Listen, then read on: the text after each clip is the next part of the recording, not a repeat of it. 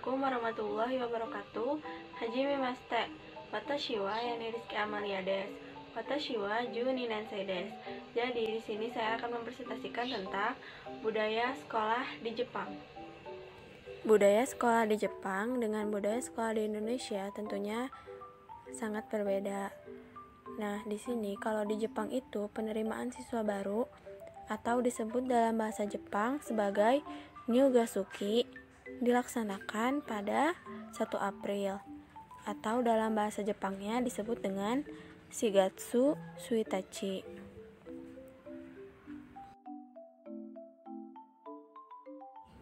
Di sini terdapat 2 alasan mengapa di Jepang itu penerimaan siswa barunya dilaksanakan pada tanggal 1 April. Nah, alasan yang pertamanya karena pada tanggal 1 April tersebut bertepatan dengan mekarnya bunga sakura. Lalu alasan yang kedua adalah karena tahun akademik di Jepang dibagi dalam trimester, yaitu April sampai 20 Juli, 1 September sampai 26 Desember, dan 7 Januari sampai 25 Maret. Lalu selanjutnya ada jam masuk sekolah di Jepang. Untuk jam masuk sekolah di Jepang tentunya berbeda dengan jam masuk sekolah di Indonesia. Jika di Jepang, anak SD itu masuk dari pukul 9.00 sampai pukul 13.00. Kalau anak SMP dari pukul 9.00 sampai pukul 15.30. Dan anak SMA dari pukul 9.00 sampai pukul 19.00. Nah, biasanya untuk anak SMA ini mereka beres jam mata pelajaran itu dari jam 16 sampai jam 17.00.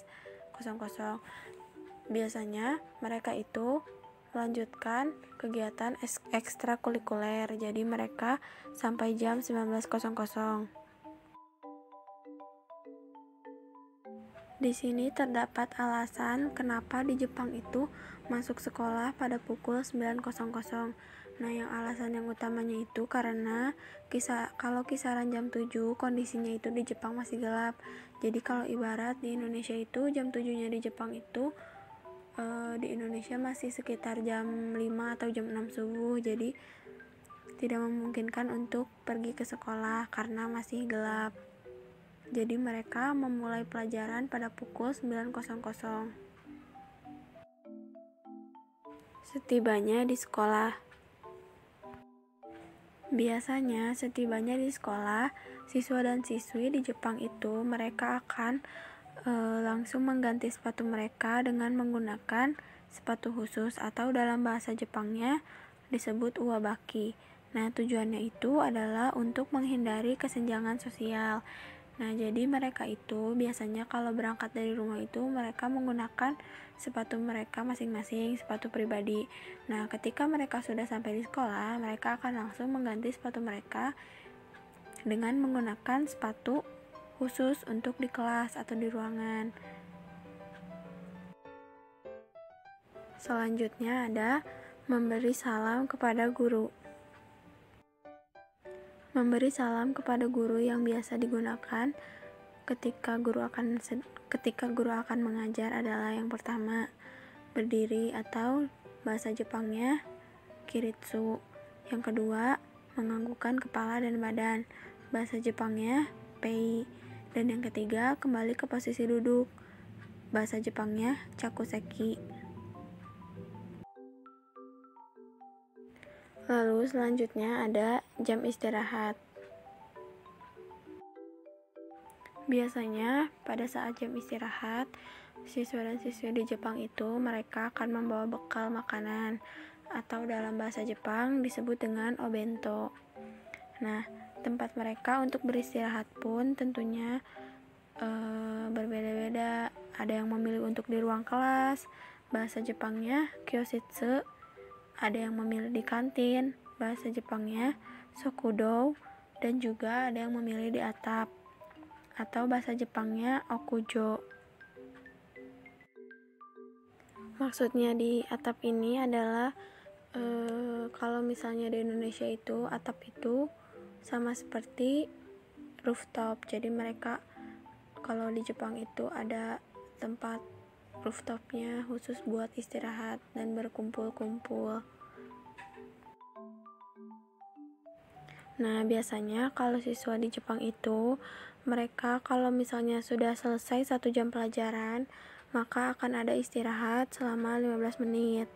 Nah, waktu istirahatnya itu 15 sampai 30 menit. Nah, untuk yang selanjutnya ada kegiatan di sekolah.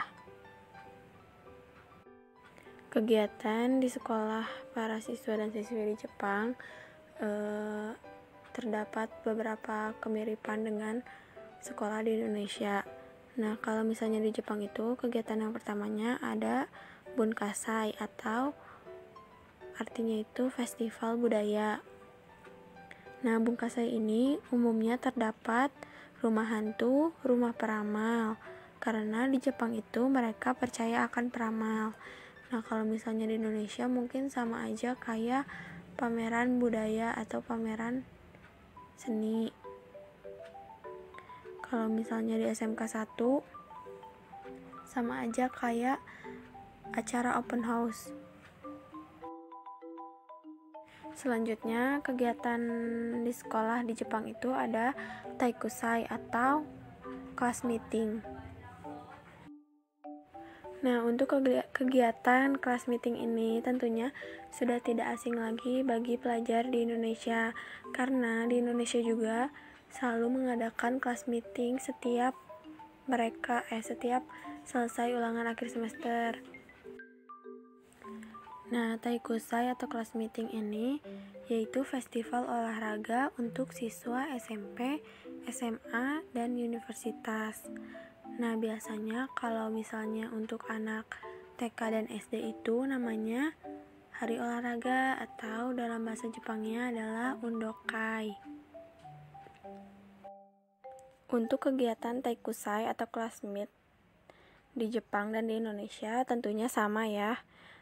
Kegiatannya itu seperti lomba-lomba yang berhubungan dengan olahraga.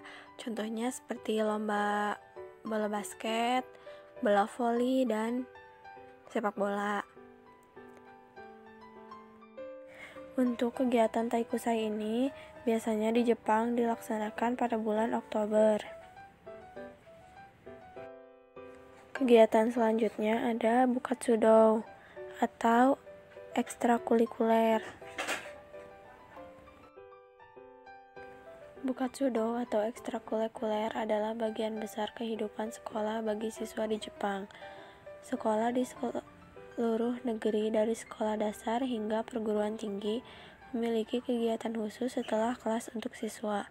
Kegiatan klub menjadi yang paling penting di tingkat sekolah menengah pertama, di mana semua siswa ini diharapkan untuk bergabung dengan klub.